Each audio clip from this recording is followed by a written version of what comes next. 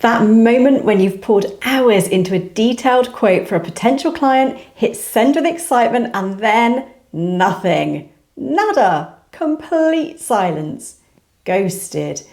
It's one of the most frustrating experiences in interior design, but it happens to designers surprisingly often.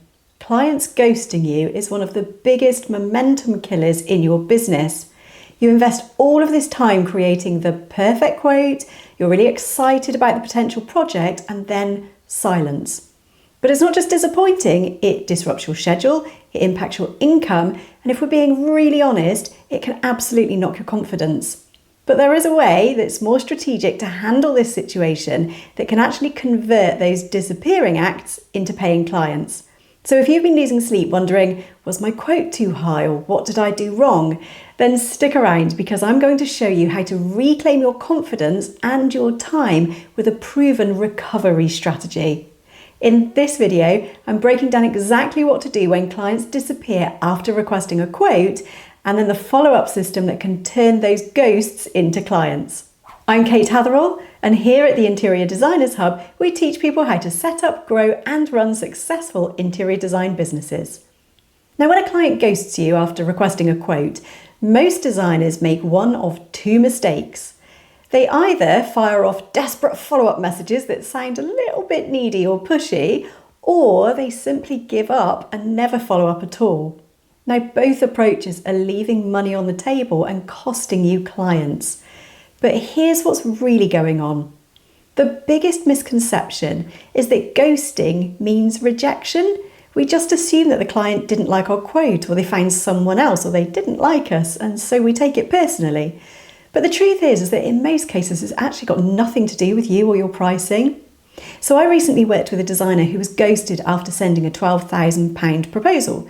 Now, she was absolutely convinced that her quote was too high and she was about to email the client and offer a discount. But when we dug deeper into it, we discovered what was really happening. There are three primary reasons that clients go quiet after receiving a quote. So firstly is the timing. The quote arrives when they got too busy with something else going on in their life. It could be a work deadline, a family issue, a holiday, whatever, and your email simply slips down their priority list. Secondly is decision overwhelm. So if you gave them a detailed proposal, it could have given them quite a lot to consider, and they might just not have had time to process it, or they'll be procrastinating. And thirdly, it could be that they're out comparison shopping, so they're waiting for quotes from other designers before they're making a decision. Now, none of these reasons means that they're not interested. But the problem is that most designers understandably interpret that silence as rejection, and so the response is to either never follow up or to follow up in ways that make the situation worse. I once had a designer tell me that she never followed up on quotes because she didn't want to be pushy. Who can relate to that? Loads of us, right? But when we calculated the value of the project she'd quoted for but didn't follow up on in the previous year, it was over £50,000 in potential revenue, and that's a really costly misconception. So let's transform how you handle client ghosting with a three-part framework that turns complete radio silence into responses and often into bookings. So the first shift is to understand the psychology behind effective follow-up. Here's what research tells us about client decision-making. 80% of sales require at least 5 follow-ups. 44% of salespeople give up after just 1 follow-up. And following up within 24 to 48 hours increases response rates by 300%. Now, of course, there's a fine line between persistence and pestering, and the key is to follow up with value and not just reminders. When you follow up with value, you're not being pushy, you're actually being helpful. So you're gently guiding the client through their decision process with useful information. So some value-based follow-ups could include additional information that's relevant to their project, case studies of similar projects, responses to any concerns they might have had, even if they haven't actually voiced them, updates or new ideas that might enhance their project. Now, the second shift is to implement a structured follow-up sequence instead of just having random check-ins. So let me give you an example of how you might set up a sequence to follow up over 30 days after sending a quote. Days 1 to 2 are your confirmation check. So you're going to be sending a simple email checking that they received your quote and asking if they've got any questions. Now this can sometimes get an immediate response. So for example, you'd say, "Oh, hi Pasha, just wanted to make sure you received the proposal for your kitchen redesign and that everything was clear. Would you like me to clarify anything about the process, or would you like me to clarify anything about the investment?" Then, days 5 to 7, you're going to share something specifically relevant to their project that adds value. So for example, "Hi Pasha, I was thinking about your kitchen project and I wanted to share these images of a similar layout that we recently completed. As it happens, the clients had a similar concern about storage that you mentioned with your project, and you can see here how we solved it with these particular custom solutions." At around day 14, there's then going to be a problem-solving follow-up. So you're going to address any potential concerns that they might have, even if they haven't voiced them. So for example, "Hi Pasha, I know it can be a bit overwhelming to make all of the kitchen renovation decisions, so I've put together a quick timeline showing how we typically break down the process into manageable phases. I find that loads of clients find that this really helps them to feel more comfortable moving forwards." And then at around day 21, you're going to follow up with some social proof. So you're going to share a relevant case study or a testimonial. For example, "Hi Pasha, I thought you might be interested in seeing the transformation of this recent kitchen project because it's similar to yours. The clients had a similar budget to what we discussed, and they shared some of their feedback about their experience, and it might be helpful for you as you're going through and making your decision." And then on day 30, you're going to close the loop. So the final follow-up gives them an easy way to respond and keeps the door open. So here's an example. "Oh, hi Pasha, I'm touching base just one last time about your kitchen redesign. I know that timing is everything with home renovations, so please let me know if 1, you're still interested but the timing isn't right yet, 2, you've decided to go in another direction, 3, you'd like to discuss some adjustments to the proposal. Whatever you decide, I'm here to help you when you're ready." Do you see how many follow-ups there are in that sequence? I bet it's loads more than you're doing now, right? But this sequence works, and it works because it respects the client's timeline whilst also providing valuable information that's going to help them to make a decision. But notice that there's no pressure or any sense of desperation in these messages. It's just helpful, relevant content. And it doesn't come across as sleazy, salesy, or yucky either.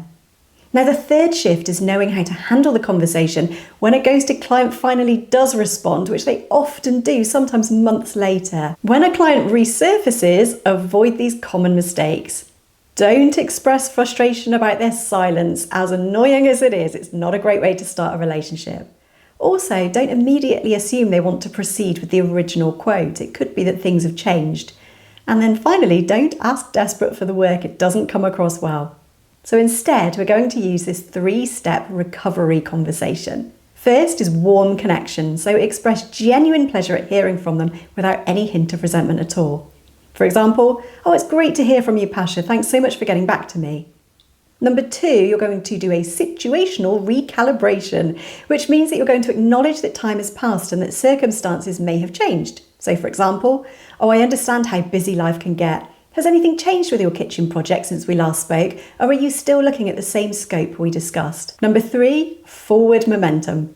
So you're going to propose a clear next step, ideally a conversation rather than jumping straight back into the quote.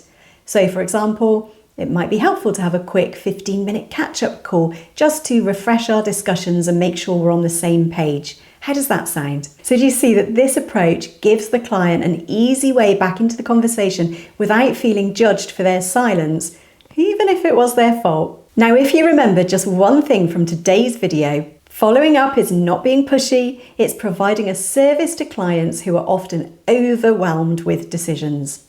A structured, value-based follow-up sequence can really double your client conversion rate. All right, so here's how you can implement this follow-up strategy in your business and get onto that today. So step 1, you're going to create a template library of follow-ups. Set up a document with your follow-up templates for each stage of the sequence.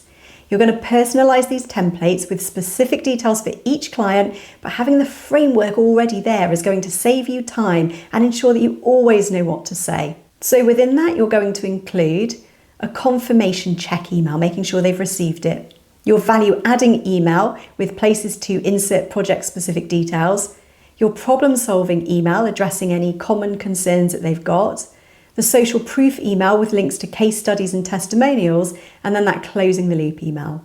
Step 2 is to set up a tracking system. Now that can just be a simple spreadsheet or use your CRM if you have one to track when you sent the quote, when each follow-up was sent, any responses that you received throughout the process, and your next scheduled follow-up.